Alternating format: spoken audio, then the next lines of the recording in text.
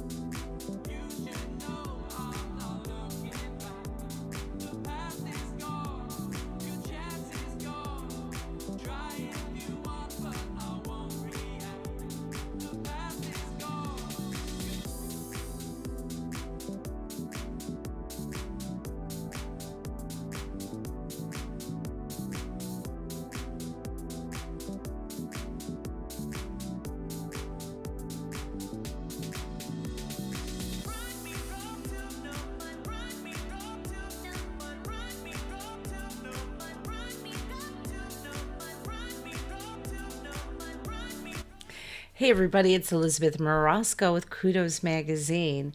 If you have been feeling like you want to get out of that funk and start getting into the springtime summer groove and maybe get into your garden to help liven things and get you into this positive frame of mind, I want to let you know it doesn't have to be complicated and it doesn't have to be something that takes a whole acre to create a beautiful garden. And in fact, I am with a very special guest today, Erin Caudell from the Local Grocer, who's going to be sharing some tips on how to stay on track, start doing some gardening. And even if you have, let's say, a physical disability where it's hard for you to get out into your garden, she has some things that you can start doing right now this summer so you can start enjoying some gardening. So hey, Erin, thanks for coming today. I'm super grateful you're here. Well, thanks for having me. So you're the owner of the Local Grocer in downtown Flint, and you're also heavily involved with even growing some of your own produce that you have in your stores and doing so many things with urban gardening and education. And I guess I would call you a little bit of our local guru on all things green. And it's so good to have you here. So I'm hoping that maybe you could give our viewers and me some tips on, getting growing in this season. Sure. Well, it's not too late that you can start some things for yourself from seed, and that's often the cheapest way to go is just to buy some garden seeds. I know that those rows of packets are always so enticing with all the beautiful things that you can grow. One of the easiest things to start out is, and something that's usable and practical, is to just start some herbs in some pots. And that's something like having some fresh herbs to cook with in the summer is one of my favorite things. So just potting up a little bit of parsley or having some basil on your windowsill can just be really fun way to get into growing. That is awesome. Now, I'm going to tell you, I'm doing a little experiment this year. I was sharing with you before we came on that the past I always kind of did more of the flower gardening, not so much the vegetables, and maybe a couple of herbs. But this year I did buy one of those pre-made pots of basil and rosemary. Number one, I just love the smell. It smells so good. Yeah. But I'm gonna tell you, I got a little bit inspired by Erin, and I ended up going and buying some cilantro and some dill. So you inspired me to, after talking to you earlier, that hey, I'm going to try this by seed too. So with all that being said, I'm excited that you said it's not too late because I was wondering like, Well, should cilantro dill, you have lots of time. In fact, I would not sow all the seeds at once, but you want to sow them every couple of weeks so that you have a constant supply. So think cilantro is one that people are often frustrated with because it goes to seed very quickly.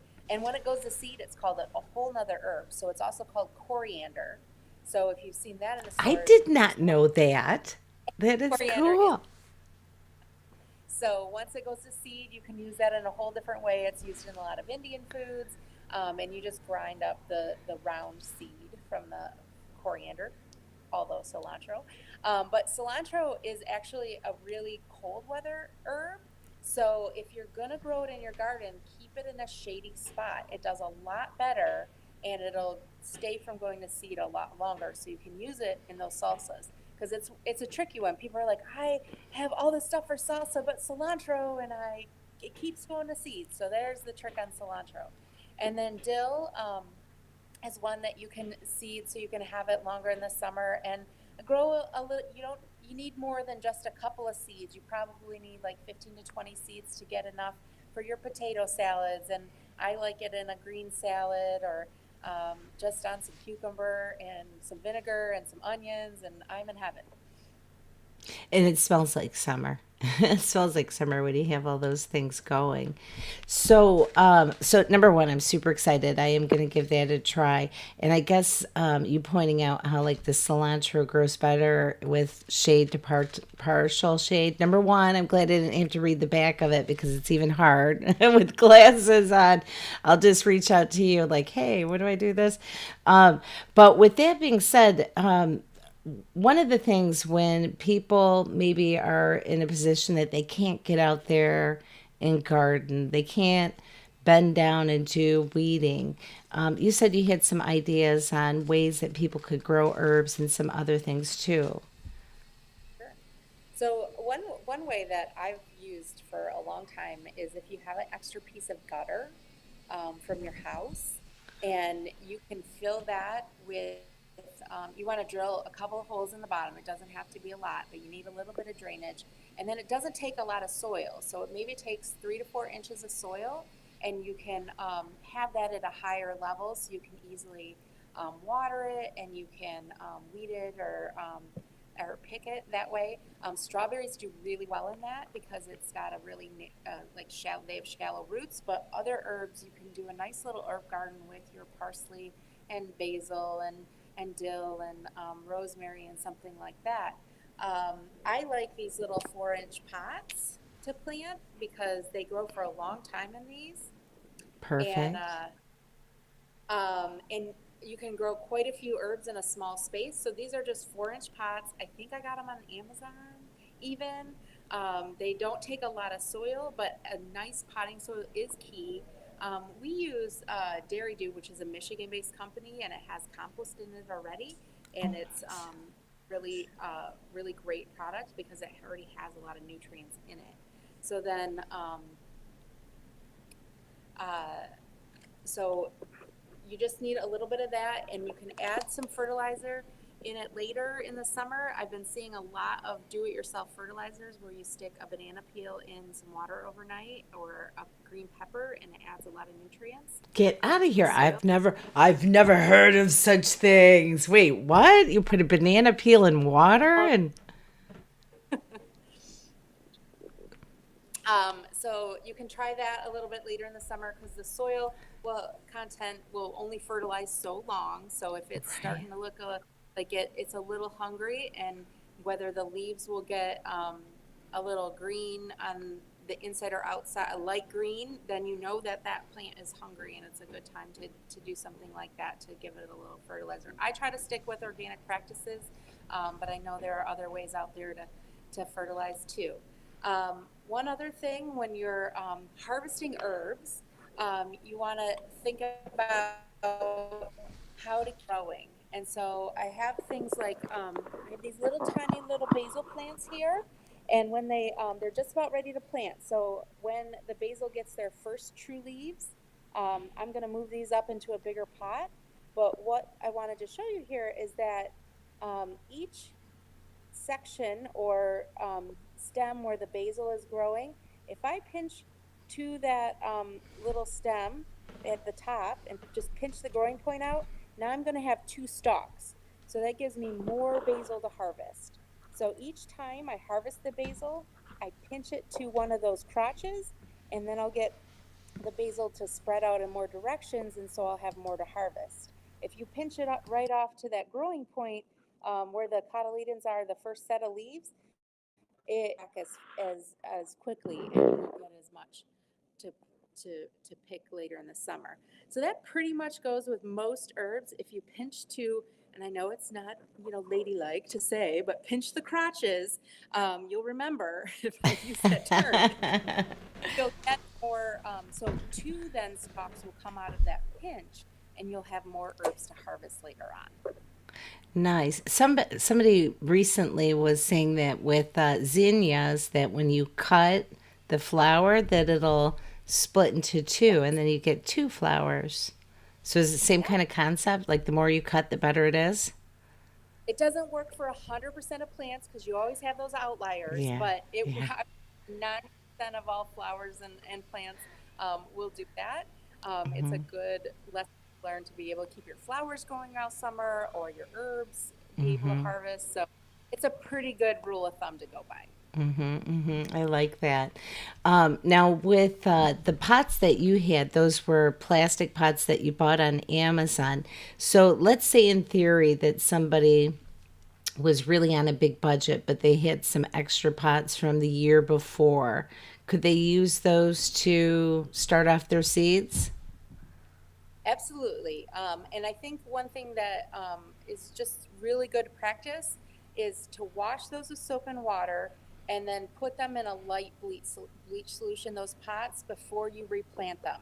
There are a lot of funguses that nobody wants to deal with that will kill your plants, either their roots or their stems. And just that little bit of cleanliness of cleaning those pots will keep that from coming and being a problem. Yeah, it's a really good idea. It's a really good idea.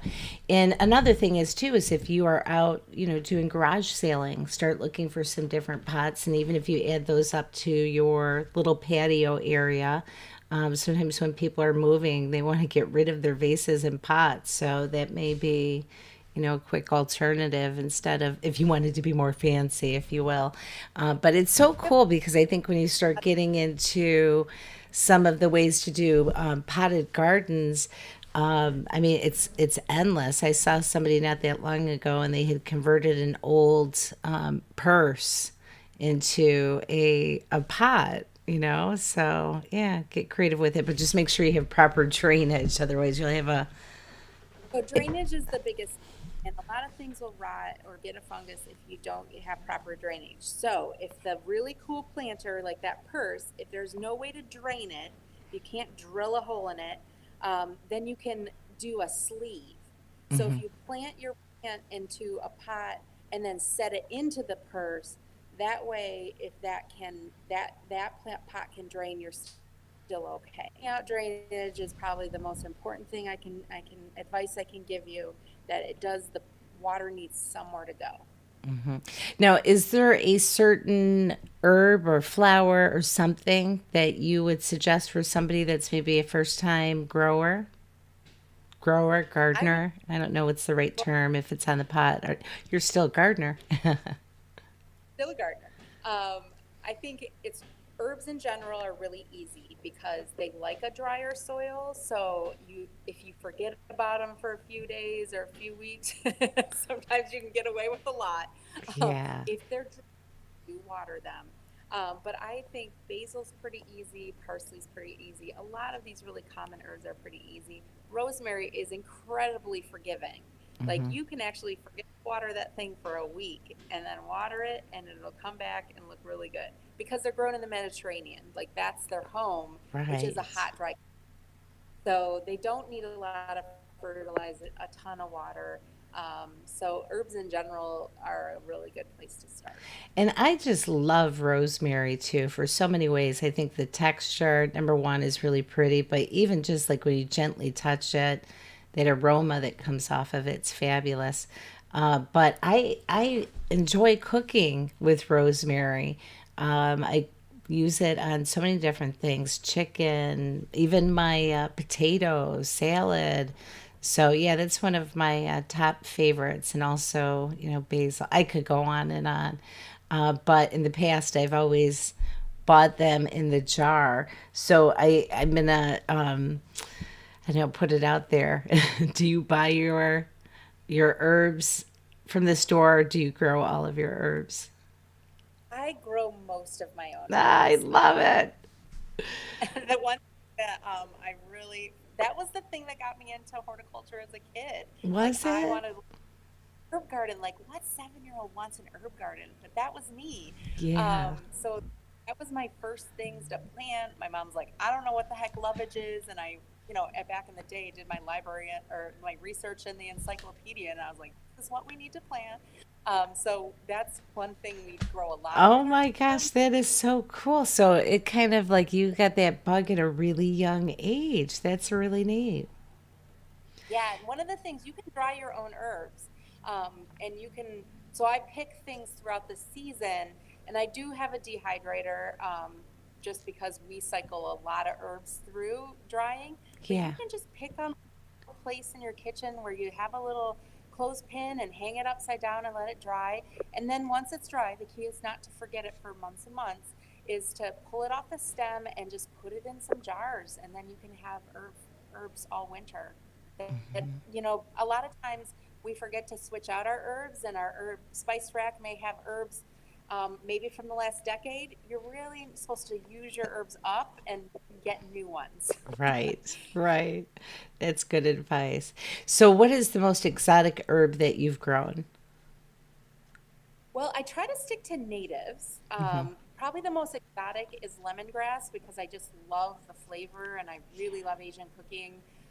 So I try to have some lemongrass at the farm, but I think some of my like more favorite herbs have been things that happen to be native and have medicinal and culinary uses, and like just learning that parsley is good for your digestive system when you have indigestion was kind of revelation a revelation to me, to figure like it's not just as part of the side dish or the garnish, that it actually Right. has a purpose in helping your body digest food. Was like, well, that's why we eat parsley. So just really having that sort of thing. But basil is my favorite because nothing beats like running your hand across a whole row of basil and just like smelling that amazing smell. It smells like summer to me.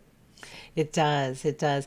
And with that being said, if I have stomach aches from now on, I'll just keep leaning on the tabbouleh. I like There tabbouleh, you so yeah, that that's the good stuff. Now, just in case people that aren't, that are watching that aren't familiar with you and all the stuff that you do, share a little bit about the local grocer and what that's all about. You're located in downtown Flint, and you're kind of an extraordinary business down there, and just being able to provide a source for food. Yeah, so we're on the corner of University and Martin Luther King is our grocery store location. We also have a booth at the Flint Farmers Market where much of our produce from the farm goes to. We have a farm in Beecher that's 9 acres. We have 5 hoop houses, so we grow all year round. Obviously, it changes what we can grow, but we're madly planting tomatoes and peppers, and we grow a real huge variety of heirloom tomatoes and really interesting peppers, and plus all of the regular stuff too.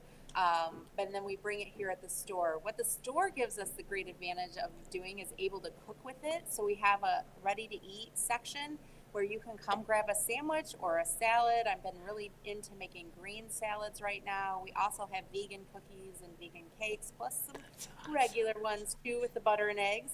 But I really enjoy using what we produce in the farm to have some healthy options for quick food here in downtown Flint.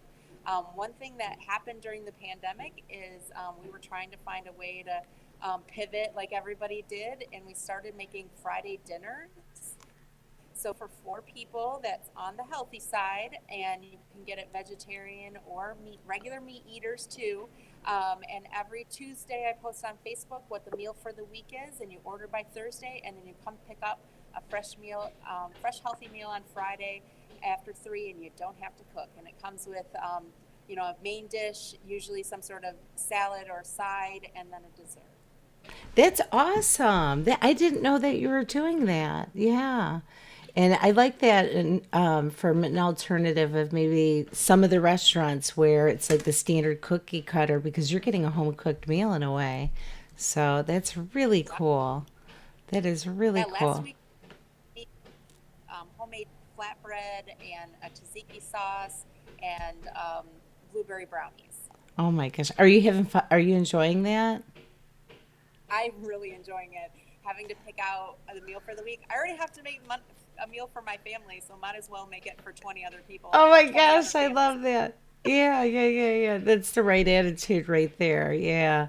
And it's kind of funny. I do have to add this because if you haven't been to her store, when we say from farm to fork, what I have to tell you is there is the whole section of farming, but when you go, don't be mistaken, because when you go to the local grocer, it sort of looks like this metropolitan. It's adorable in there. It's one of the cutest grocery stores I've ever been in. I think the floors are checkered or something like that, and yellow and black, and but yeah, you just kind of feel like yeah, yellow and black. There it is.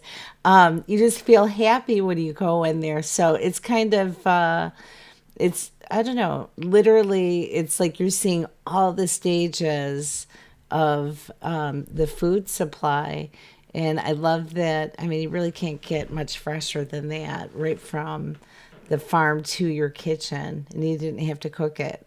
That's back into the soil. Right. There you go. So you obviously love what you do. And on top of being an entrepreneur with multiple hands and tentacles going everywhere, Erin is a mother of twins who are, how old are they now? 2.5. 2.5. So imagine that. She's cooking your meal while she's got twins running around, and she also even grew it. So, but I find it so inspiring. Now, I might not be able to go start a big farm, but watching you shows how you can grow some things in your garden and bring it indoors, or even just taking some time to really sit with Mother Nature, in some way, even if it's just like one tomato plant that you have on your patio. Got to Take, start somewhere. take that first step. Take that first step. Even though you did it since you were 7, you're saying, now I've got 9 acres of tomatoes. So, but anyhow, it's exciting. It's exciting to always learn and try new things. Now, if people wanted to get in touch with you, whether through the grocery store or now, can people go to the farm or is it strictly they come to the grocery store to buy? Come to the grocery store or the farmers market to buy our produce. Our farm is the place where we grow, but it's not open to the public. We're not off the beaten path, so we don't have a farm stand. So we have a store stand where you can get our produce at. A really nice We're store stand. Yeah. So real quick though, share your website address or Facebook page. Sure, we're at thelocalgrocer.com, and our email address is localgrocerflint@gmail.com, and our Facebook is The Local Grocer. Nice. And one of the other things, because I've been in your shop before, I like that you also even support other local, like Michigan-based farmers. You had other products that were in there, and it just kind of gives a chance to explore other things that are growing natively right here. So yeah, definitely give it a try. And if you can, this summer, take some time, get outside, get active. It's one of the things that can be a positive contribution to being on track with healthy, happy living. And I know for so many of our viewers that are, either dealing with a health crisis or a loved one is even dealing with a health crisis, it's important to take time to do these things. And one other thing that I want to share really quick is if you haven't signed up for our upcoming issue of Kudos magazine, go do it right now because it's going to be coming out in June. Go to kudosflint.com and you sign up. It's absolutely free. And then we'll drop that right into your email box. So easy breezy and all that good stuff. So Erin, I'm going to be come seeing you this summer. And maybe I'll bring you some fresh flowers from my garden. And even though I know you're going to be growing flowers now too, she literally is like the diva that tries to make it look easy just with her little handkerchief on. I don't know how you're doing it. You're still smiling. It's all the vegetables. That's what did it for you, right? And seeing the summer, the sun out and all that. So. Yeah. Well, I think it sounds like you're in your element and you are living a life to truly be happy with. So big kudos to you, Erin. And I do want to say thank you to you for all the good things that you're doing in our community because one thing that some people may not know is there are a limited number of grocery stores that are in the Flint area. And Erin, on top of being an entrepreneur and a pioneer with all these awesome things she's been doing with urban gardening and even Friday home cooked meals, you don't have to cook it, I'll cook it. She's always proactive to make sure that our local communities have access to fresh fruits and vegetables. And honestly, these become things that can make a difference in our lives and even the way that our children are viewing how we eat and, teach them. And then that's how we grow the next generation up to be a little bit healthier. So, well, Erin, you are the bomb. She's the bomb and a mom. So thank you, sweetie. And it was great seeing you. Good to see you too. Thanks for having me on. All right, you guys. In the meantime, take care and make sure you go check out our Facebook free group, Caregiving for the Caregivers. And you can always find us over on Kudos Magazine there too. All right, you guys. In the meantime, make it a great one. We'll see ya.